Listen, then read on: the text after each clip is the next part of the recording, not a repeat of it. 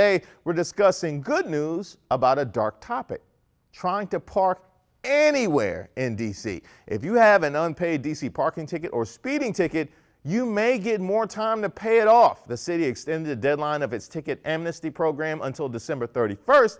And if you get a ticket before then, by the way, you still got to pay it. But the city will waive any late fee occurred. So to discuss, I brought in a friend that I made through the comedy scene here in D.C., Rahmein Mostafavi. Here's part of that conversation. First, your feelings towards parking in D.C., my friend. You know it's awful. You know it's all. You know what made it worse? Here, and I've griped about this.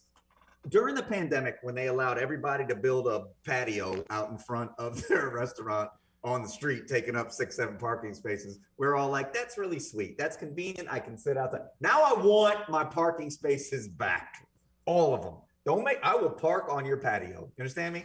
Nobody's doing all this sitting outside stuff like we were. Now they just think it's part of their ambiance, and that's cool. But I need to have my parking spaces back. It is infuriating at this point. It's taking up half the city with all these pergolas. I don't know what that word means. Whatever it is, it's in my way. I know, I feel you. I get that completely. What made it worse for me was when they made the announcement that they were going to go back to enforcing parking, which then told me that they weren't enforcing parking for the last year. I was like, I didn't know we could have been getting away with this. I'm just driving around. Oh, you didn't know? No, nobody told me. I was parking for free all over the place. Oh, I loved it.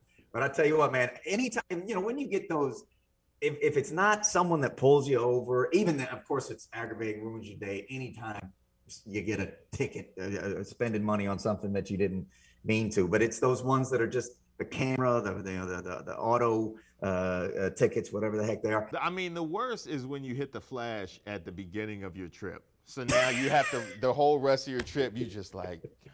Right. Especially as a comic, I just spent 3 times what I'm making on this gig on that flash right there. DC is known for parking signs like this. So are they so confusing that it's actually now endearing? No, not endearing at all. It's like if I park there, I take a picture of it just so that if I get a ticket, I can be like, Your Honor, this is ridiculous. This is, I can't make sense of the first sign to the second. It's like a word problem. And, if you saw my math scores, my SAT scores, that's not my strength. I'm not here to piece this puzzle together. I'm just trying to park. It feels like they're trying to trick us. I want one side, and we have the technology now to where I should be able to pull up and there's either a green light or a red light in that little spot at that time. And if it's red, I get it. I know I'll pull away.